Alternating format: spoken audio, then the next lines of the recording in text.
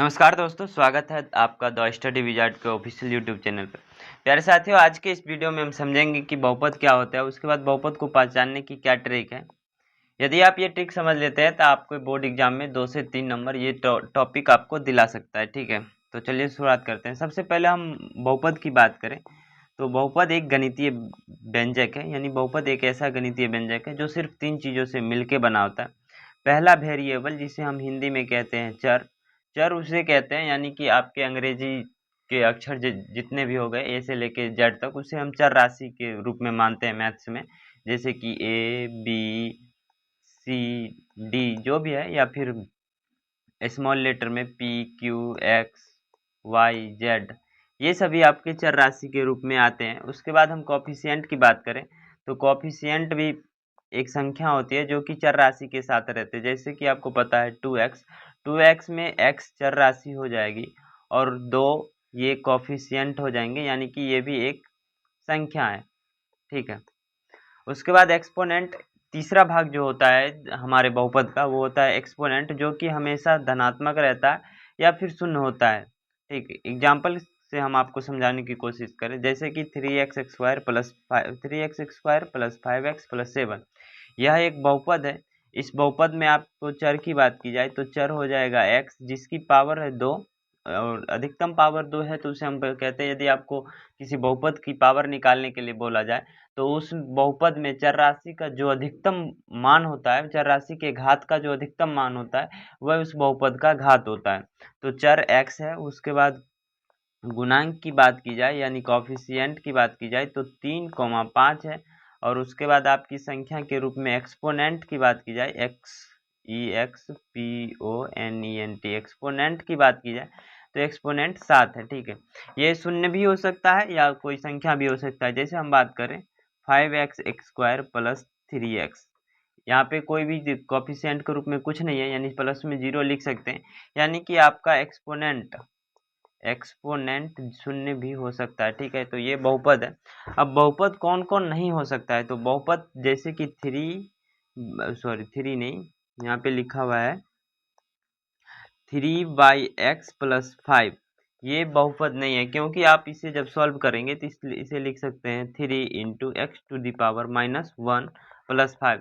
तो x का power -1 है, इसलिए नहीं होना चाहिए, यानी कि बहुपद का घात कभी भी माइनस में नहीं होना चाहिए। यदि बहुपद में कोई भी किसी चर राशि का घात यदि माइनस में है, यानी कि ऋणात्मक है, तो वो बहुपद नहीं कहलाएगा। ठीक है, अब आगे बढ़ते हैं। सबसे पहले इसकी टाइप की बात की जाए तो ये कितने प्रकार के होते हैं, तो सबसे पहला टाइप होता है कांस्टेंट पॉलिनोमियल, यानी कि स्थिर बहुपद। स्थिर बहुपद हिंदी में बोले तो स्थिर बहुपद, इसका मान हमेशा स्थिर होता है या एक समान होता है। हमेशा मान क्या होता है, एक समान होता है। ठीक है, और इसमें जो चर राशि होती है वो चर राशि नहीं होता, यानी चर राशि का मान चर का घात शून्य होता है। चर का घात क्या होता है, शून्य होता है। ठीक है, उसके बाद हम लीनियर पॉलिनोमियल की बात करें। लीनियर पॉलिनोमियल दूसरी इसकी जो टाइप्स है या प्रकार है वो है लीनियर पॉलिनोमियल, यानी रैखिक बहुपद। रैखिक बहुपद, इसकी घात की बात की जाए तो इसका घात 1 होता है। उसके बाद क्वाड्रेटिक पॉलिनोमियल, यानी दूसरी इसकी जो प्रकार है वो क्वाड्रेटिक पॉलिनोमियल है, जिसे हम कहते हैं कि द्विघात बहुपद। द्विघात बहुपद, इसकी घात की बात की जाए तो इसका घात हमेशा 2 होता है। इसका घात क्या होता है, हमेशा पावर 2 होता है। उसके बाद हुआ क्यूबिक पॉलिनोमियल, यानी कि त्रिघात बहुपद। त्रिघात बहुपद, इसका जो पावर होगा हमेशा 3 होगा। अब इसकी एग्जाम्पल की बात किया जाए तो इसको हम px = c के रूप में लिख सकते हैं, यानी कि c एक कांस्टेंट टर्म होगा, यानी कि c के जगह पे हो सकता है 1 2 3, कुछ भी हो सकता है। ठीक है, कोई संख्या हो सकती है।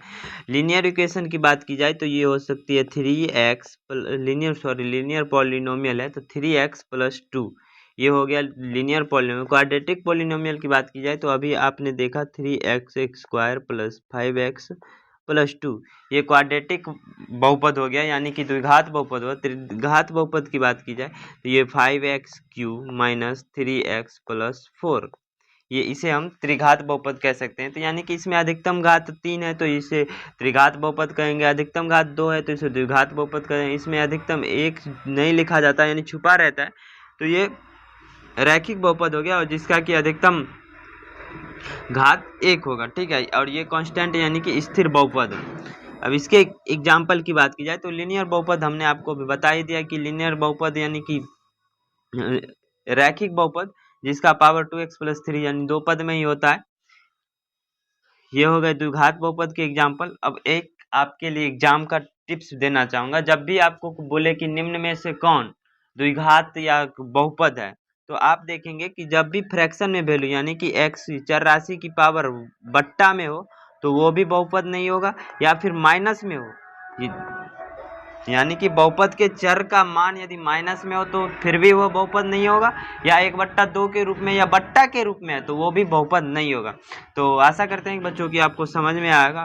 यदि आपने अभी तक यहाँ तक वीडियो देखा है उसके लिए वेरी वेरी थैंक यू। और ऐसे ही कॉन्सेप्ट और ट्रिक के लिए आप हमारे साथ जुड़े रहें, और संपूर्ण मैथ पढ़ने के लिए फ्री में हमसे अभी से भी एग्जाम तक आपका संपूर्ण मैथ कंप्लीट कराया जा सकता है, और मैं करा रहा हूँ आपके यूट्यूब पर। तो अभी चैनल को सब्सक्राइब करें और अपने दोस्त में शेयर कर दें, ठीक है। मिलते हैं फिर से कोई और एक नई टॉपिक और मज़ेदार टॉपिक को लेकर।